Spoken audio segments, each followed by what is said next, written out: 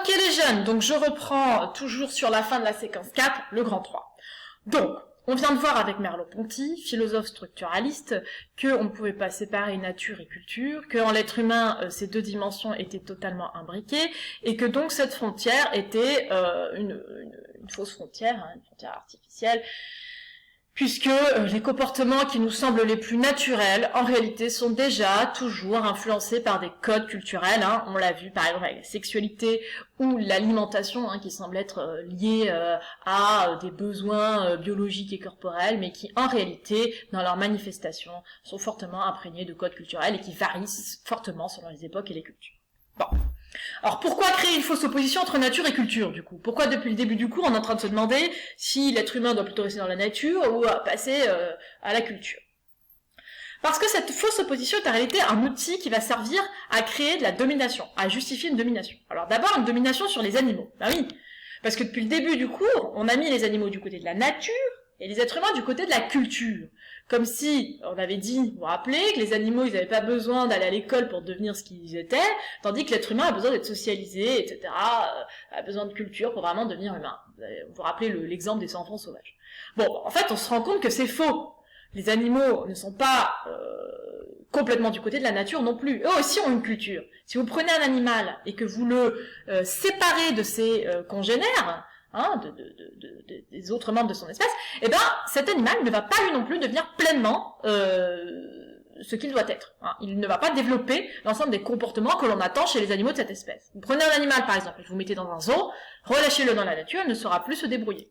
Donc lui aussi, il a besoin de socialisation, lui aussi, il a besoin d'une forme d'éducation, donc ce qui veut bien dire que les animaux se transmettent des choses entre eux, et qu'il y a donc une forme de culture animale. C'est ce qu'on appelle donc la culture animale, et les éthologues sont les spécialistes qui étudient la culture animale.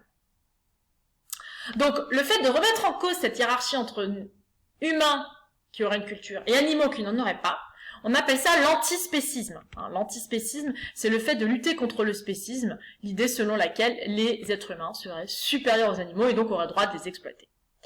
Alors, vous allez visionner une vidéo que je vous mettrai en lien, qui est donc celle-ci, je vous la mettrai en lien, elle est dans le Padlet de toute façon, qui montre par exemple, avec l'exemple des baleines, qui montre que les baleines, vous savez qu'elles chantent, pour ceux géolocalisés, et en réalité ce chant des baleines, on pense qu'il est naturel, qu'il est inscrit dans leur corps, qu'il est instinctif, pulsionnel, et en réalité on se rend compte que les chants des baleines évoluent selon des modes, qu'elles se transmettent entre elles différentes modes, et que lorsqu'un banc de baleines va migrer et rencontrer d'autres baleines de l'autre côté de l'océan, eh bien elles influencent ce nouveau banc de baleines avec de nouveaux chants, de nouvelles modulations, et donc il y a une évolution, et donc il y a une forme de culture animale, une culture musicale chez les baleines aussi. Bon, vous lirez tout seul ce texte qui explique ce que je viens de vous dire.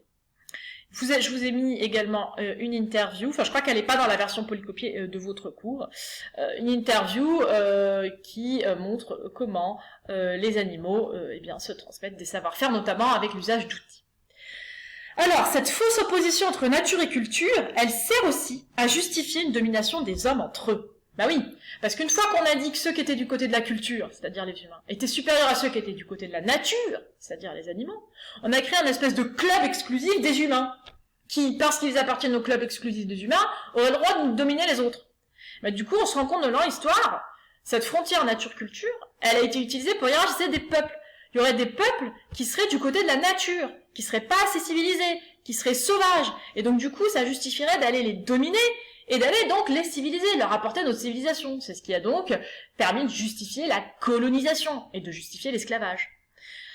Il y a des êtres humains dont on se demandait dans l'histoire s'ils étaient vraiment des humains ou s'ils étaient des animaux. C'est par exemple le cas des Amérindiens, ça a donné lieu à une controverse qu'on appelle la controverse de Valladolid au XVIe siècle, où on s'est demandé sérieusement si les Indiens avaient une âme, et auquel cas, s'ils en avaient pas, ça aurait justifié de les réduire en esclavage. Je suis désolée, il y a mon ordinateur qui bug, et qui donc me met... Voilà, bon, merci Windows. Bon, pardon pour cette interruption. Autre exemple, on a mis des humains dans des zoos. On les a exposés comme des animaux, sous prétexte que c'était pas vraiment des humains, mais qu'ils étaient plutôt du côté de l'animal. Autre exemple, la craniométrie. Vous vous rappelez, on l'a vu en début d'année. À un moment donné, on s'est dit, ah bah tiens, il y a des humains qui sont plutôt du côté de l'animal, et pas trop du côté de l'humain, et donc pour cette raison, on va les exploiter, on va les dominer. Bon. Alors, vous avez un texte en dessous de Lévi-Strauss qui montre comment, en coupant l'homme de la nature, en le séparant des animaux, en séparant animalité et humanité, et bien ensuite, on a à l'intérieur des humains mis certains humains du côté de l'animalité, et on leur a refusé le statut d'être humain.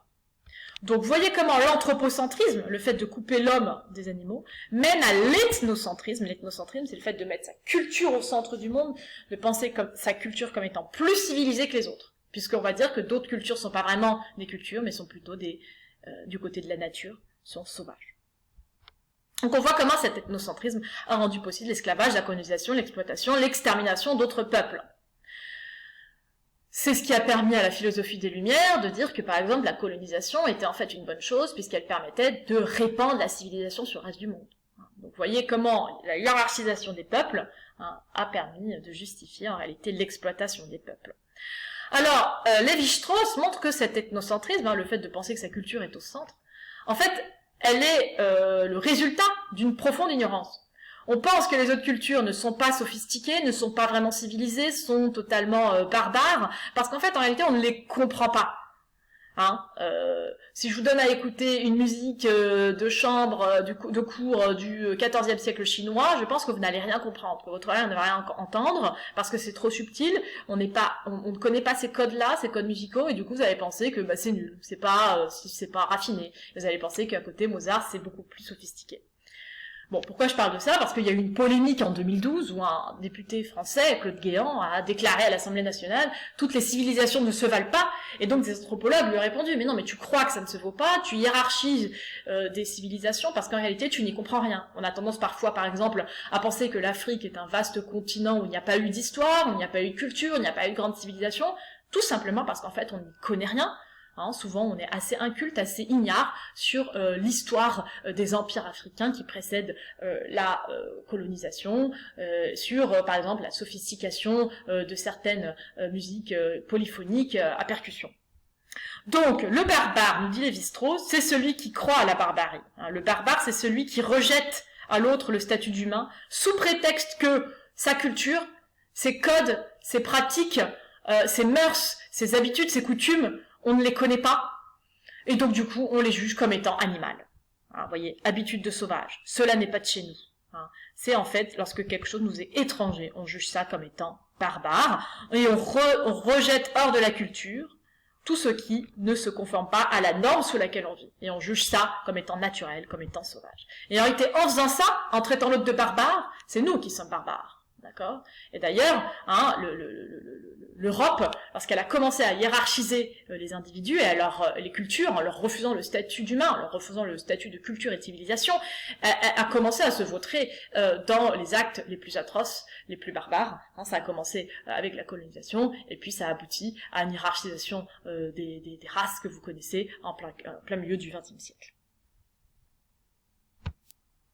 Donc, du coup, si on résume, on voit bien comment la frontière nature-culture, elle sert à hiérarchiser les humains par rapport aux animaux, mais aussi les humains entre eux, en rejetant certains humains parmi le règne animal, en leur refusant le fait d'être humain. Alors, pour explorer ceci, je vous mettrai en lien une vidéo sur les zoos humains, comment on a effectivement transformé des humains en animaux, en les exposant dans des zoos.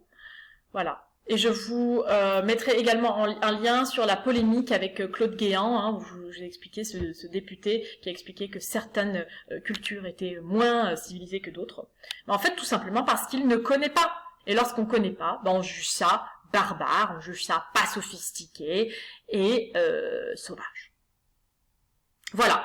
Donc là, on a fini la séquence 4. Alors, si je résume. La culture dénature-t-elle l'être humain? Grand 1, non, elle lui permet de devenir pleinement humain. On a vu 3 arguments, 4 pour les ES, 3 pour les S. avec acte puissance, l'être humain inachevé, la technique, le travail. Ensuite, grand 2, on a vu que l'être humain, par la culture, se dénaturait, s'éloignait de son humanité. Déjà, on a vu que l'être humain était un animal parmi les autres, avec le texte de Montaigne. On a vu que la technique nous aliénait, la technique nous rendait plus faibles, la technique dénaturait également la nature, elle la rend plus hostile. Et puis on a vu comment le travail n'est pas seulement ce qui nous permet de nous transcender, mais aussi c'est quelque chose qui nous aliène, qui nous enlève notre liberté. Grand 3, on a montré comment cette opposition nature-culture, en réalité, elle est artificielle, on peut la remettre en cause, les choses sont beaucoup plus complexes, il est difficile en l'être humain de séparer la nature de la culture, l'être humain se définit comme un être qui sublime, c'est-à-dire un être qui utilise ses pulsions biologiques naturelles pour en faire quelque chose de culturel. Et donc on a vu que cette fausse opposition servait à justifier une domination sur les animaux et une domination sur certains êtres humains que l'on rejetait du côté de l'animalité.